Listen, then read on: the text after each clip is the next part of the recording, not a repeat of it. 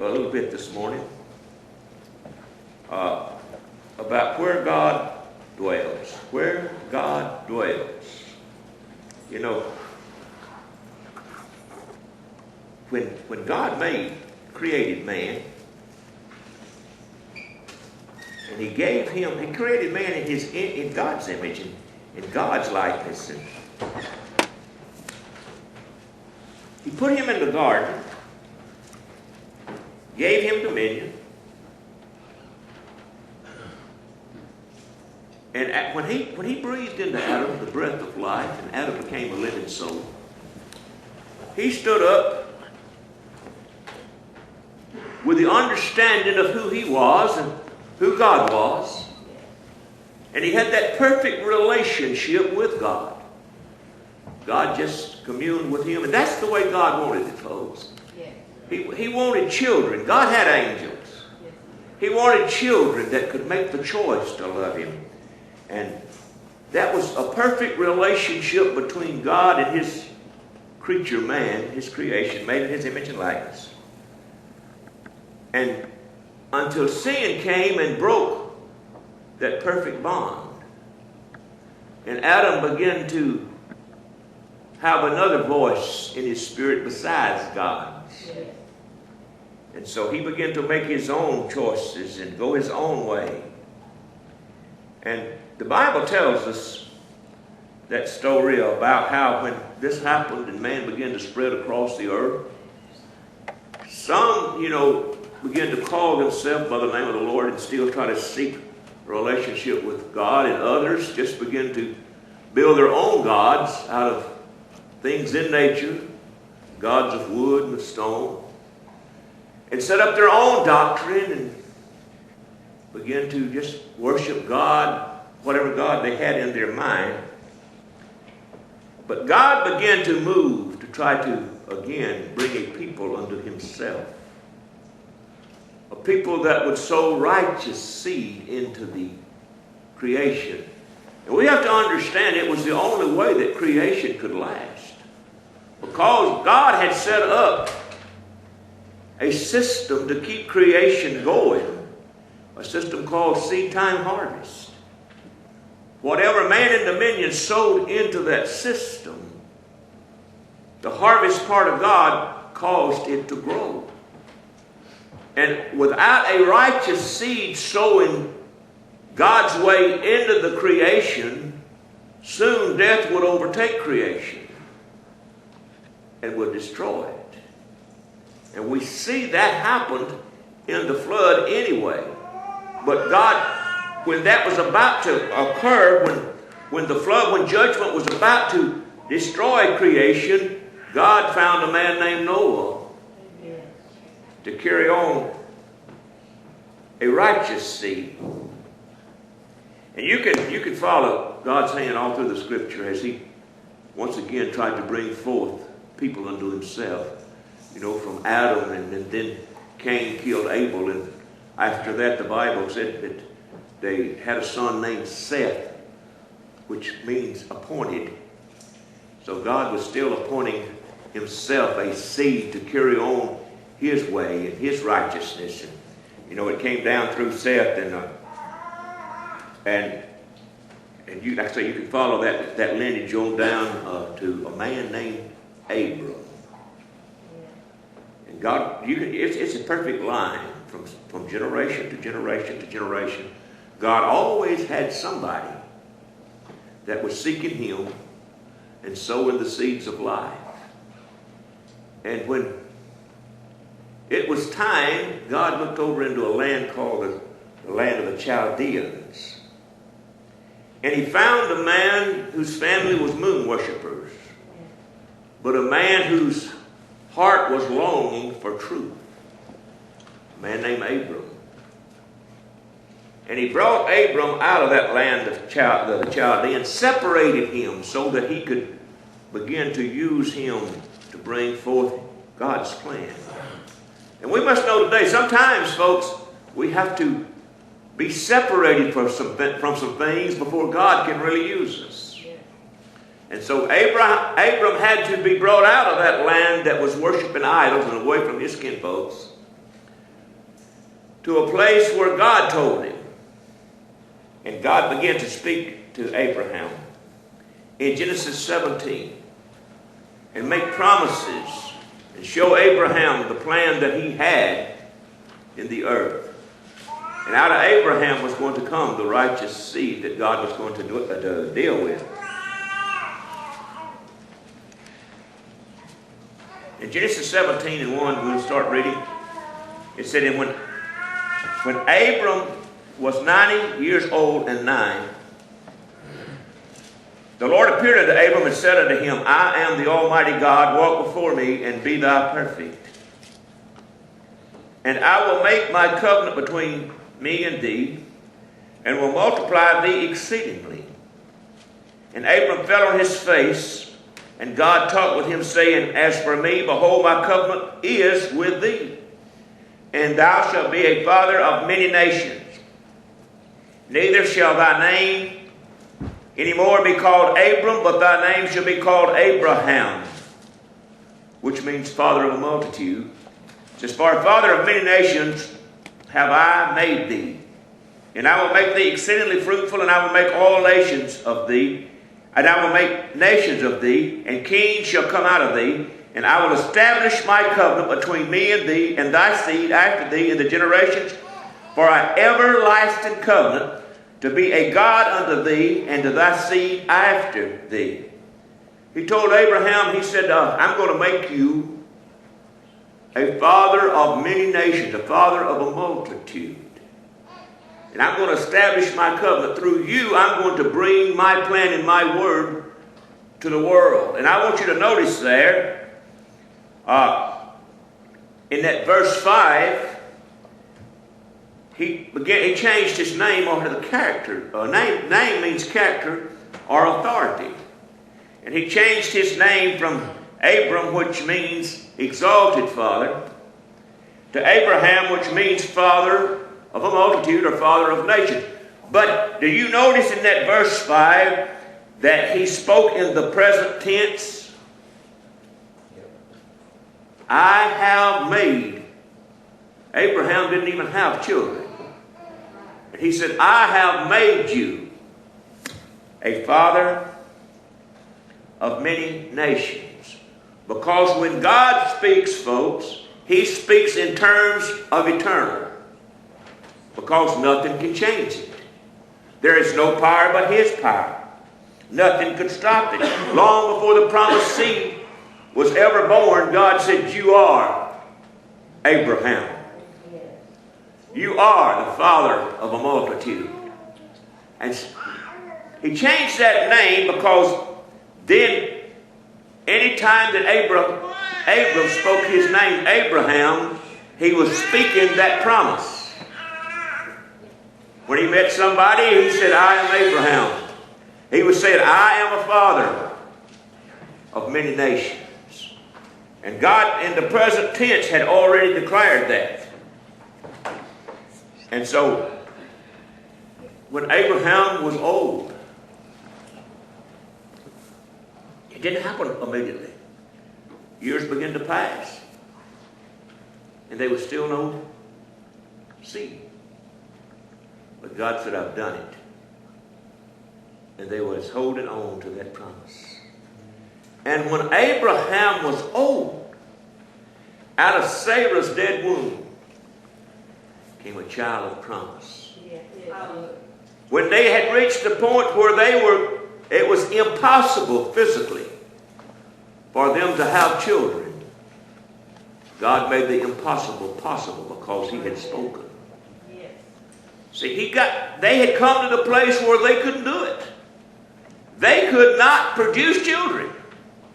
And God said, now I will, so that you can see me faithful. And so he brought forth Isaac to carry on the promise and to become that righteous seed for that time. And then, of course, we know the story how Isaac begat Jacob and Esau, and out of Jacob came Israel and the 12 tribes. And so God began to, through his covenant, move and bring the word and his power through Israel. But as you read the story, Israel went down into Egypt and became slaves. And for 430 years, the righteous seed, the seed of promise, was in bondage. But they began to cry out to a God that they had heard of a long time back. And out of the dead womb of Egypt, he sent a deliverer to deliver his people. And they marched out of Egypt, a people of covenant, heading to a new land, and the fulfillment of what God had promised their father many, many years before. But now, being down in Egypt, a lot of these people that came out of Egypt had been there all their lives. They knew nothing except slavery. And they had been subjected to all sorts of religious doctrine. Egypt had many gods. And all that they had heard of the God was just in tradition handed down. But see, all that time when they was away from God, God remembered that he had spoke to his friend Abraham and said, I'm going to bless you. And I'm going to bless your seed after you. And I'm going to give them the promised land. And as soon as they began to cry out to God, Moses showed up. And they saw all the power of God begin to work to bring them out. They saw the plagues, and they saw what he did to Pharaoh, and they came out, you know, with great possessions, and they came out there in the wilderness. But they still didn't know a whole lot about this God that brought them out. See, in Egypt, if they wanted to know where God was, they just went down to one of the shrines, and there was God. He was a golden calf, or a silver beetle, or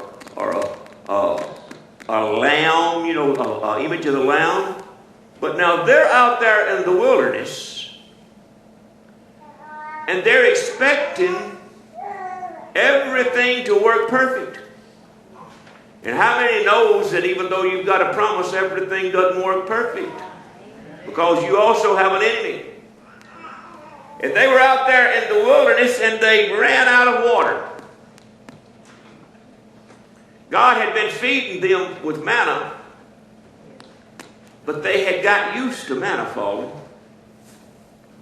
They just got up every morning and there was manna. It was like running over Wally World. They had confidence it was going to be there. You know, their food was going to be there. And so it was just something that happened, and they couldn't see God, and they were out of water. Things was not looking good in the promise. And in Exodus 17, they began to cry out to Moses, and they said, in verse 3, 17 and 3, Exodus, and the people thirsted there for water. And the people murmured against Moses and said, wherefore is this that thou hast brought us up out of Egypt to kill us and our children and our cattle with thirst? They said, we don't see God. And Moses cried unto the Lord, saying, what shall I do unto this people? For they be almost ready to stone me. And the Lord said unto Moses, go on before the people, and take with thee the elders of Israel, and thy rod, wherewith thou smartest the river, take in thy hand, and go. Behold, I will stand before thee there upon the rock in Horeb, and thou shalt smite the rock, and there shall come water out of it, and the people may drink. And Moses did so in the sight of the elders of Israel, and called the name of the place Massah and Meribah, which means water of strife, because of the chiding of the children of Israel, because they tempted the Lord, saying, is the Lord among us or not? Now, when they got thirsty, they forgot all the other things that God had done, and they said, why is this happening? If God's our God, if He's looking after us, if we're walking in His promise, why don't we have water? Where is God? And so He told Moses to smite that rock, and water came forth, which was a type of the Christ that would come later. When Christ was smitten on Calvary, the Spirit came forth, and the water of life came forth, and we live. But they didn't understand that in the promise that they were going to have some hardship. That's the reason they didn't go on into the promised land, because things didn't look like they thought they were supposed to look. And they couldn't see God. They didn't know where He was at. They looked around, things was tough, and they said, well, where's God? Don't we still do that? Where is He now? So, see, they was used to seeing stuff. They was used to seeing God. So God began to instruct Moses. They were used to seeing the gods of Egypt. So God instructed Moses to go up on Sinai, and He wrote the commandments in stone. It was something they could see. And He put those commandments in an ark. The Bible called it an ark. It was a replica of a throne. Had a mercy seat there. They put the law in that mercy seat. And He told Moses to build a tabernacle out there in the wilderness, and He told him exactly how to build it. Because God is a precise God, and He sees the end from the beginning.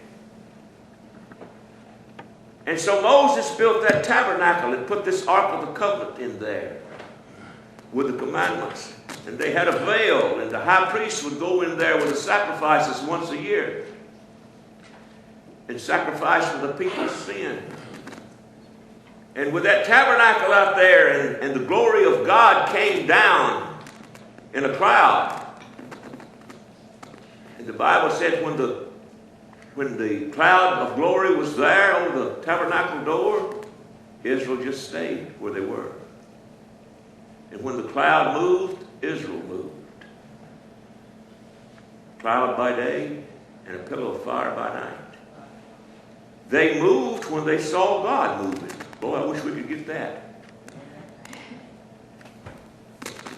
But they knew where God was. He was in a tabernacle. He was, if they wanted to know, they just looked out there, and there was the tabernacle, and there was the presence of God. So they knew where He was. So, because He told them, He said, I'll meet you there. And so they had a specific place that they could always go and find God. And later, when they came into their own land, Solomon built them a temple, brought in the ark, set up the veil. And so God met with them in the temple. They would come up to the temple to commune with God. They knew where He was. He was in the temple. And the priests would take their sacrifices and their offerings into God. But when they left, God stayed. His presence was in the temple. And when they went their own way, they had to get back to the temple before they come into the presence of God. That's just the way men was. They wanted to know exactly where they could find God, and so God communed with them from certain places. And it was that same mindset and that same way of doing things. You know, when Jesus came, they would go up to the temple to find God. But in John 4, look over there with me right quick.